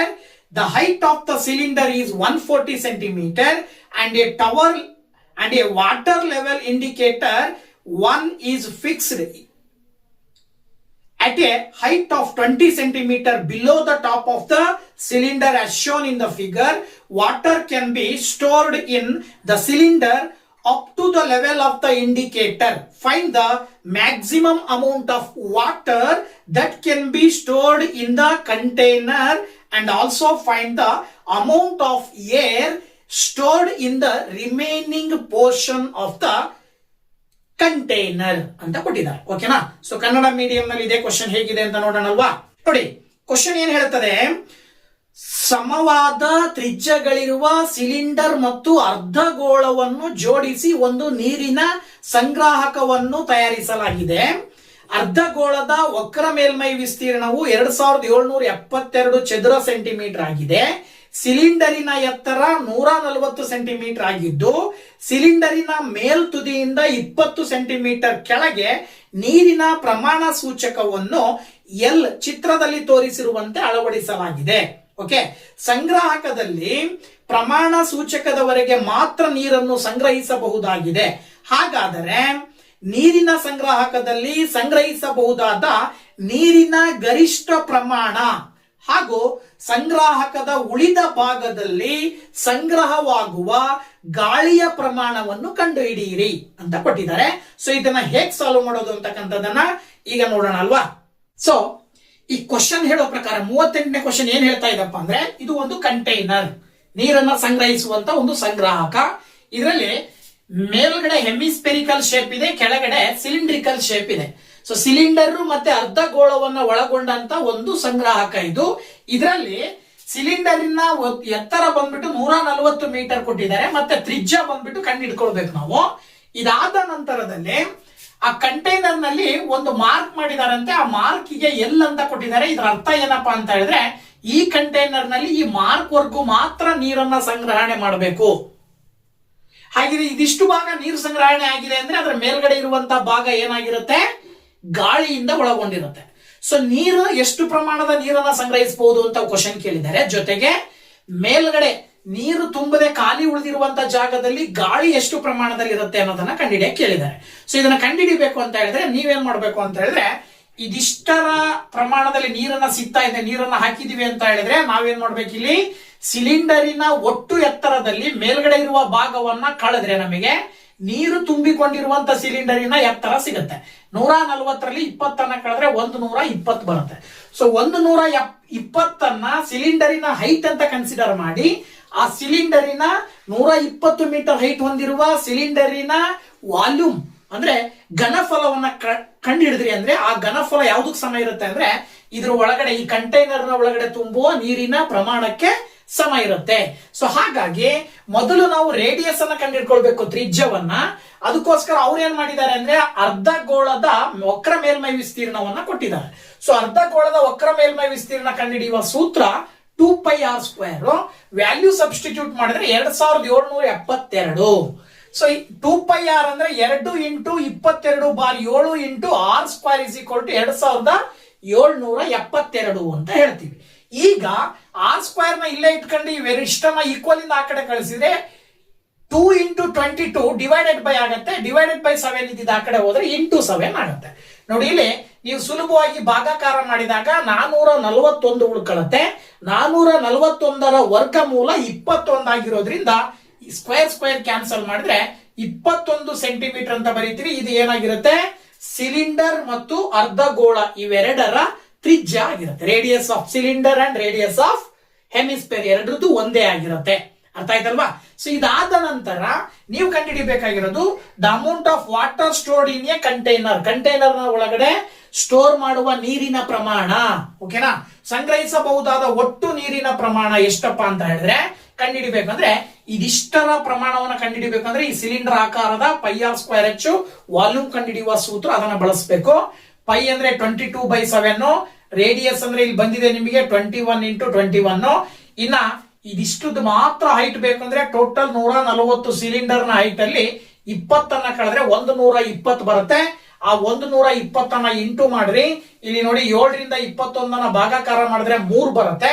ಅಲ್ಲಿಗೆ 22 ಇಂಟು 3 ಇಂಟು 21 ಇಂಟು 120 ಕಂಪ್ಲೀಟ್ ಆಗಿ ಗುಣಾಕಾರ ಮಾಡಿದಾಗ 1,66,320 cubic centimetre ಬರುತ್ತಲ್ವಾ. ಇದು ನೀರನ್ನ ಆ ಒಂದು ಕಂಟೈನರ್ನ ಒಳಗಡೆ ತುಂಬಬಹುದಾದಂತ ಪ್ರಮಾಣ. ಇದಾದ ನಂತರ ನಿಮಗೆ ಮೇಲ್ಗಡೆ ಇರುವಂತ ಪ್ರಮಾಣದಲ್ಲಿ ಗಾಳಿ ಎಷ್ಟು ಪ್ರಮಾಣದಲ್ಲಿ ಇರುತ್ತೆ ಅನ್ನೋದನ್ನ ಕೇಳಿದರೆ, ಸೊ ಗಾಳಿಯ ಭಾಗ ಬೇಕು ಅಂದ್ರೆ ಈಗ ಇದಿಷ್ಟು ಸಿಲಿಂಡರಿನ ವಾಲ್ಯೂಮ್ ಪ್ಲಸ್ ಅದಕ್ಕೆ ಏನ್ ಮಾಡ್ಬೇಕು, ಮೇಲ್ಗಡೆ ಇರುವ ಹೆಮಿಸ್ಫಿಯರ್ ನ ವಾಲ್ಯೂಮ್ ಅನ್ನ ಕೂಡಬೇಕಾಗತ್ತೆ. So that amount of air stored in the remaining portion, ಉಳಿದ ಭಾಗದಲ್ಲಿ ಗಾಳಿಯನ್ನು ತುಂಬುವ ಪ್ರಮಾಣ ಬೇಕು ಅಂದ್ರೆ ಸಿಲಿಂಡರಿನ ವಾಲ್ಯೂಮ್ ಸೂತ್ರ ಪ್ಲಸ್ ಹೆಮಿಸ್ಫಿಯರ್ ನ ವಾಲ್ಯೂಮ್ ಸೂತ್ರ. ಇವೆರಡರಲ್ಲೂ ಪೈ ಆರ್ ಸ್ಕ್ವೇರ್ ಕಾಮನ್ ತೆಗೆದ್ರಿ ಅಂದ್ರೆ h+2/3 ಇಂಟು ಆರ್ ಉಳ್ಕೊಳ್ಳುತ್ತೆ ಬ್ರಾಕೆಟ್ ಒಳಗೆ. ಈಗ ನೀವು 22/7 ಇಂಟು ಆರ್ ಸ್ಕ್ವೇರ್ ಅಂದ್ರೆ 21 ಇಂಟು 21 ಇಂಟು ಹೆಚ್ ಅಂತ ಹೇಳಿದ್ರೆ ಇದಿಷ್ಟು ಹೈಟ್ 20 ಮೀಟರ್ ಕೊಟ್ಟಿದ್ದಾರೆ. 20 ಇಂಟು 20 ಪ್ಲಸ್ 2/3 ಇಂಟು ರೇಡಿಯಸ್ 21. ನೋಡಿ ಇಲ್ಲಿ 7ರಿಂದ 21 ಭಾಗಾಕಾರ ಮಾಡಿದ್ರೆ 3 ಬರುತ್ತೆ. ಇಲ್ಲಿ 3 7 21 ಬರುತ್ತೆ. ದೆನ್ 2 7 14 ಅಂತ ಬರೀಬಹುದು. 14ಕ್ಕೆ 20 ಕೂಡಿದ್ರೆ 34 ಬರುತ್ತೆ. ಸೊ ದಟ್ 22 3 21 34 ಗುಣಾಕಾರ ಮಾಡಿದ್ರೆ 47,124 ಕ್ಯೂಬಿಕ್ ಸೆಂಟಿಮೀಟರ್ ಬರುತ್ತಲ್ವಾ. ಇದು ಮೇಲ್ಗಡೆ ಪ್ರಮಾಣದಲ್ಲಿ ಗಾಳಿಯನ್ನ ತುಂಬಬಹುದಾದ ಅಥವಾ ಗಾಳಿಯ ಒಳಗೊಂಡಂತಹ ಭಾಗ ಇಷ್ಟು ಅಂತೇಳಿ ಹೇಳ್ಬೋದು. ಓಕೆನಾ. ಸೊ 5 ಅಂಕದ 38ನೇ ಕ್ವಶನ್ ಅನ್ನ ನಾವು ಈ ರೀತಿ ಸುಲಭವಾಗಿ ಸಾಲ್ವ್ ಮಾಡಬಹುದು. ಓಕೆ ಓಕೆ 38ನೆಯ ಕೊನೆಯ ಕ್ವಶನ್, ಇನ್ನೊಂದು ಆಪ್ಷನ್ 5 ಅಂಕದ 2 ಪ್ರಶ್ನೆಗಳಲ್ಲಿ ಒಂದನ್ನು ಆಯ್ಕೆ ಮಾಡಿ ಬರಿಬೇಕಾಗತ್ತಲ್ವಾ. ಸೊ ಅದರಲ್ಲಿ ಕೊನೆಯ ಪ್ರಶ್ನೆಯನ್ನ ಒಂದನ್ನು ನೋಡ್ಬಿಡೋಣ. ಇದು ಕೂಡ ಸರ್ಫೇಸ್ ಏರಿಯಾಗೆ ಸಂಬಂಧಪಟ್ಟಂತ question. A solid is made by placing A cone on the top base of A cylinder and drilling out A hemisphere from the other base as shown in the figure. So the radii of the cylinder, cone and hemisphere are equal.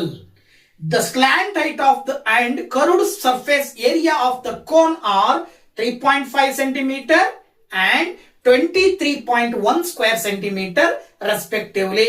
If the height of the cylinder is 14 centimeter, then find the total volume of the solid. ಈ solid ನ ಒಟ್ಟು volume ಅನ್ನ ಕಂಡುಹಿಡಿಯಿರಿ. Question simple ಆಗಿದೆ.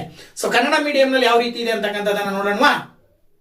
Cylinder ನ ಮೇಲಿನ ಪಾದದ ಮೇಲೆ ಶಂಕುವನ್ನು ಜೋಡಿಸಿ ಇನ್ನೊಂದು ಪಾದದಿಂದ ಅರ್ಧಗೋಳವನ್ನು ಕೊರೆದು ಹೊರ ತೆಗೆದು ಚಿತ್ರದಲ್ಲಿ ತೋರಿಸಿರುವಂತೆ ಒಂದು ಘನಾಕೃತಿಯನ್ನು ತಯಾರಿಸಿದೆ. ಸಿಲಿಂಡರ್, ಶಂಕು ಮತ್ತು ಅರ್ಧಗೋಳಗಳ ತ್ರಿಜ್ಯಗಳು ಸಮವಾಗಿವೆ. ಶಂಕುವಿನ ಓರೆ ಎತ್ತರ ಮತ್ತು ಅದರ ವಕ್ರ ಮೇಲ್ಮೈ ವಿಸ್ತೀರ್ಣಗಳು ಕ್ರಮವಾಗಿ 3.5 ಸೆಂಟಿಮೀಟರ್ ಮತ್ತು 23.1 ಸ್ಕ್ವೇರ್ ಸೆಂಟಿಮೀಟರ್ ಆಗಿದೆ. ಸಿಲಿಂಡರಿನ ಎತ್ತರ 14 ಸೆಂಟಿಮೀಟರ್ ಆದರೆ ಘನಾಕೃತಿಯ ಒಟ್ಟು ಘನಫಲವನ್ನು ಕಂಡುಹಿಡಿಯಿರಿ. ಓಕೆನಾ. ಸೊ ಇದನ್ನ ಹೇಗೆ ಸಾಲ್ವ್ ಮಾಡೋದು ಅನ್ನೋದನ್ನ ಈಗ ನೋಡೋದಾದ್ರೆ, ಸೊ ಈ 38ನೇ ಕ್ವಶನ್ಗೆ ಆನ್ಸರ್ ನೋಡೋದಾದ್ರೆ ನೋಡಿ, ಇಲ್ಲಿ ಅವ್ರು ಹೇಳ್ತಾರೆ ಇದು ಒಂದು ಘನಾಕೃತಿ. ಈ ಘನಾಕೃತಿನಲ್ಲಿ ಸಿಲಿಂಡರ್ ಇದೆ. ಸಿಲಿಂಡರಿನ ಮೇಲ್ಭಾಗದ ಒಂದು ಪಾದದಲ್ಲಿ ಒಂದು ಕೋನವನ್ನ ಕನೆಕ್ಟ್ ಮಾಡಿದ್ದಾರೆ, ಜೊತೆಗೆ ಕೆಳಭಾಗದಲ್ಲಿ ಒಂದು ಹೆಮಿಸ್ಫಿಯರ್ ಅನ್ನ ಕಟ್ ಮಾಡಿ ಹೊರಗಡೆ ತೆಗೆದಿದ್ದಾರೆ ಅಂತ ಅರ್ಥ. ಅಂದ್ರೆ ಅಲ್ಲಿಗೆ ಈ ಒಂದು ಇಡೀ ಘನಾಕೃತಿಯ ಘನಫಲವನ್ನ ಕಂಡುಹಿಡಿಯಿರಿ ಅಂತ ಕೇಳಿದ್ದಾರೆ. ಸೊ ಈ ಘನಾಕೃತಿಯ ಘನಫಲವನ್ನ ಕಂಡುಹಿಡಿಬೇಕು ಅಂದ್ರೆ ಏನ್ ಮಾಡಬೇಕು, ಸಿಲಿಂಡರಿನ ಘನಫಲಕ್ಕೆ ಕೋನಿನ ಘನಫಲ ಕಂಡುಹಿಡಿದ್ರೆ ಕೂಡಿದ್ರೆ ಇಷ್ಟು ಬರುತ್ತೆ. ಬಟ್ ಇಲ್ಲಿ ಕೆಳಗಡೆ ಹೊರಗಡೆ ತೆಗೆದಿರೋದ್ರಿಂದ ಹೊರಗಡೆ ತೆಗೆದು ಹೊರಗೆ ಹಾಕಿದ್ದಾರೆ ಅಂದ್ರೆ ಅದರ ಅರ್ಥ ನೀವು ಇದಿಷ್ಟು ಇವೆರಡರ ಘನಫಲದಲ್ಲಿ ನೀವೇನ್ ಮಾಡ್ಬೇಕು, ಹೆಮಿಸ್ಫಿಯರಿನ ಘನಫಲವನ್ನ ಕಳಿಬೇಕು. ಸೊ ಅದಕ್ಕಿಂತ ಮುಂಚೆ ನಿಮಗೆ ಏನ್ ಕೊಟ್ಟಿದ್ದಾರೆ ಅವರು ಅಂತ ಹೇಳಿದ್ರೆ CSC ಆಫ್ ಕೋನ್ ಕೊಟ್ಟಿದ್ದಾರೆ. ಅಂದ್ರೆ ಶಂಕುವಿನ ವಕ್ರ ಮೇಲ್ಮೈ ವಿಸ್ತೀರ್ಣ ಕೊಟ್ಟಿದ್ದಾರೆ, ಮತ್ತೆ ಸ್ಲ್ಯಾಂಟ್ ಹೈಟ್ ಓರೆ ಎತ್ತರ ಕೊಟ್ಟಿದ್ದಾರೆ. ಇವೆರಡನ್ನ ಬಳಸ್ಕೊಂಡು ತ್ರಿಜ್ಯ ಕಂಡುಹಿಡ್ಕೊಳ್ಬೇಕು, ಜೊತೆಗೆ ಆ ಕೋನಿನ ಶಂಕುವಿನ ಎತ್ತರವನ್ನ ಕಂಡುಹಿಡ್ಕೊಳ್ಬೇಕು. ಸೊ ತ್ರಿಜ್ಯವನ್ನ ಕಂಡುಹಿಡ್ಕೊಳ್ಬೇಕು ಅಂದ್ರೆ πRL ಗೆ ವ್ಯಾಲ್ಯೂ ಸಬ್ಸ್ಟಿಟ್ಯೂಟ್ ಮಾಡಿದ್ರೆ 22/7 into r into 3.5 is equal to 23.1 ಬರುತ್ತೆ. ಈಗ ಆರ್ ಇಲ್ಲೇ ಇಟ್ಕೊಂಡು 7ರಿಂದ 3.5 ಅನ್ನ ಭಾಗಾಕಾರ ಮಾಡಿದ್ರೆ 0.5 ಬರುತ್ತೆ. ಸೊ 0.5 ಇಂಟು 22 ಮಾಡಿದ್ರೆ 11 ಬರುತ್ತೆ. ಅದನ್ನ ಈಕ್ವಲ್ ಇಂದ ಆ ಕಡೆ ಕಳಿಸಿದ್ರೆ ಡಿವೈಡೆಡ್ ಬೈ 11. ದೆನ್ 11 ಇಂದ 23.1 ಅನ್ನು ಹೊಡೆದ್ರೆ ನಿಮಗೆ ರೇಡಿಯಸ್ ಸಿಗುತ್ತೆ 2.1 ಸೆಂಟಿಮೀಟರ್. ಈ ರೇಡಿಯಸ್ ಅನ್ನ ಬಳಸ್ಕೊಂಡು ಹೈಟ್ ಕಂಡುಹಿಡಿಬೇಕು. ಹೈಟ್ ಕಂಡುಹಿಡಿಬೇಕಾದ್ರೆ ಸೂತ್ರ ಇನ್ನೊಂದು ಬರುತ್ತೆ, L square is equal to R square plus H square. So value substitute ಮಾಡೋದಾದ್ರೆ ಹೆಚ್ ಸ್ಕ್ವೇರ್ ನ ಇಲ್ಲಿ ಇಟ್ಕೊಂಡು ಆರ್ ಸ್ಕ್ವೇರ್ ನ ಈ ಕಡೆ ತಗೊಂಡ್ರೆ ಮೈನಸ್ ಆರ್ ಸ್ಕ್ವೇರ್ ಆಯ್ತು. ಈಗ h square is equal to 3.5 whole square minus 2.1 whole square value ಅನ್ನು ಸಬ್ಸ್ಟಿಟ್ಯೂಟ್ ಮಾಡ್ತೀರಾ. 3.5 ಗೆ ಸ್ಕ್ವೇರ್ ಮಾಡಿದ್ರೆ 12.25 ಬರುತ್ತೆ. ಹಾಗೇನೆ 2.1 ಗೆ ಸ್ಕ್ವೇರ್ ಮಾಡಿದ್ರೆ 4.41 ಬರುತ್ತೆ. ಇದಾದ ನಂತರ ಹೆಚ್ ಸ್ಕ್ವೇರ್ ಇಸ್ ಈಕ್ವಲ್ ಟು ಇದರಲ್ಲಿ ಇದನ್ನ ಕಳೆದ್ರೆ 7.84 ಬರುತ್ತೆ. 7.84 ನ ಸ್ಕ್ವೇರ್ ರೂಟ್ ಕಂಡಿಡಿದ್ರೆ ಅದು 2.8 ಸೆಂಟಿಮೀಟರ್ ಆಗಿರುತ್ತೆ. This is the value of H. ಹೆಚ್ಚಿನ ವ್ಯಾಲ್ಯೂ 2.8 ಸೆಂಟಿಮೀಟರ್ ಬಂತು. ಇದಾದ ನಂತರ ಘನಾಕೃತಿಯ ಒಟ್ಟು ಘನಫಲವನ್ನು ಕಂಡುಹಿಡಬೇಕು ಅಂದ್ರೆ ನೀವೇನ್ ಮಾಡಬೇಕು, volume of cylinder plus volume of cone ಮಾಡಿ ಮೈನಸ್ ವಾಲ್ಯೂಮ್ ಆಫ್ ಹೆಮಿಸ್ಫಿಯರ್ ಮಾಡಬೇಕು. ಅದ್ರ ಪ್ರಕಾರ ಸಿಲಿಂಡರಿನ ಘನಫಲದ ಸೂತ್ರ ಪೈ ಆರ್ ಸ್ಕ್ವೇರ್ ಹೆಚ್ಚು, ಶಂಕುವಿನ ಘನಫಲದ ಸೂತ್ರ 1/3 ಪೈ ಆರ್ ಸ್ಕ್ವೇರ್ ಹೆಚ್ಚು, ಆಮೇಲೆ ಅರ್ಧಗೋಳದ ಘನಫಲದ ಸೂತ್ರ 2/3 ಪೈ ಆರ್ ಕ್ಯೂಬ್. ವ್ಯಾಲ್ಯೂ ಹಾಕ್ತಾ ಹೋದಾಗ 22/7 into 2.1 into 2.1 into 2.8 plus 1/3 into 22/7 into 2.1 into 2.1 into 2.8 minus 2/3 into 22/7 into R cube ಅಂದ್ರೆ 2.1 ಅನ್ನ 3 ಸರಿ ಬರ್ಕೊಳ್ತೀರಾ. ಸಿಂಪ್ಲಿಫೈ ಮಾಡ್ತಾ ಹೋದಾಗ 7ರಿಂದ ಭಾಗಾಕಾರ ಮಾಡಿದ್ರೆ ಆಮೇಲೆ ಏನ್ ಬರುತ್ತೆ, 7 0.3 ಬರುತ್ತೆ. So 22 into 0.3 into 2.1 into 2.8 multiply ಮಾಡಿದ್ರೆ 194.04 ಬರುತ್ತೆ. ಆಸ್ ಇಟ್ ಈಸ್ ಇಲ್ಲಿ 3 1s 3 0.7s 7 1s 7 0.1s. So 22 into 0.1 into 2.8 into 2.8 ಮಾಡಿದ್ರೆ 2.1 ಮಾಡಿದ್ರೆ 12.936 ಬರುತ್ತೆ. ಈಗ ಇದನ್ನ ಸಿಂಪ್ಲಿಫೈ ಮಾಡಿದ್ರೆ 3 1s 3 7s 0.7s 7 1s 7 0.1s. ಈಗ ಇಲ್ಲಿ 2 ಇಂಟು 22 ಇಂಟು 0.1 ಇಂಟು 2.1 ಇಂಟು 2.1 ಮಾಡಿದ್ರೆ 19.404 ಬರುತ್ತೆ. ಸೊ ಇವೆರಡರ ಮೊತ್ತ ಕೂಡಿ ಇದನ್ನ ಕಳೆದಾಗ ನಿಮಗೆ 187.572 ಕ್ಯೂಬಿಕ್ ಸೆಂಟಿಮೀಟರ್ ಬರುತ್ತೆ. ಏನ್ ಬರುತ್ತೆ, ಕ್ಯೂಬಿಕ್ ಸೆಂಟಿಮೀಟರ್. ಇದು ಈ ಒಂದು ಘನಾಕೃತಿಯ ಘನಫಲ ಆಗಿರುತ್ತೆ. ಓಕೆನಾ. ಸೊ ಈ ಸಾಲಿಡ್ ಡಿನ ವಾಲ್ಯೂಮ್ ಬಂದ್ಬಿಟ್ಟು 187.572 ಕ್ಯೂಬಿಕ್ ಸೆಂಟಿಮೀಟರ್. ಓಕೆನಾ. ಸೊ ಈ ಒಂದು ವಿಡಿಯೋದಲ್ಲಿ 4 ಮತ್ತು 5 ಅಂಕದ ಕ್ವಶನ್ಸ್ ಅನ್ನ ನಿಮ್ ಜೊತೆ ಹಂಚ್ಕೊಂಡಿದ್ದೀನಿ. ಒಟ್ಟಾರೆ ಸ್ಟೇಟ್ ಲೆವೆಲ್ ಪ್ರಿಪರೇಟರಿ ಎಕ್ಸಾಮಿನ ಎಲ್ಲಾ ಕ್ವಶನ್ಸ್ ಅನ್ನ 3 ವಿಡಿಯೋದಲ್ಲಿ ಪಾರ್ಟ್ 1, ಪಾರ್ಟ್ 2 ಮತ್ತೆ ಪಾರ್ಟ್ 3 ಆಗಿ 3 ಭಾಗವಾಗಿ ನಾನು ನಿಮ್ ಜೊತೆ ಹಂಚ್ಕೊಂಡಿದ್ದೀನಿ. ಸೊ ವಿಡಿಯೋ ಇಷ್ಟ ಆದ್ರೆ ಲೈಕ್ ಮಾಡಿ, ಶೇರ್ ಮಾಡಿ, ಹಾಗೆ ಕಮೆಂಟ್ ಮಾಡಿ ಅಂತ ಹೇಳ್ತಾ ನೆಕ್ಸ್ಟ್ ಮುಂದಿನ ಒಂದು ಕ್ವಶನ್ ಪೇಪರ್ ಅಥವಾ ಮುಂದಿನ ಒಂದು ಕಂಟೆಂಟ್ ನೊಂದಿಗೆ ಮುಂದಿನ ವಿಡಿಯೋದಲ್ಲಿ ಬರ್ತೀನಿ. ಅಲ್ಲಿ ತನಕ ವೇಟ್ ಮಾಡ್ತಾ ಇರಿ ಅಂತ ಹೇಳ್ತಾ thank you very much. Bye bye.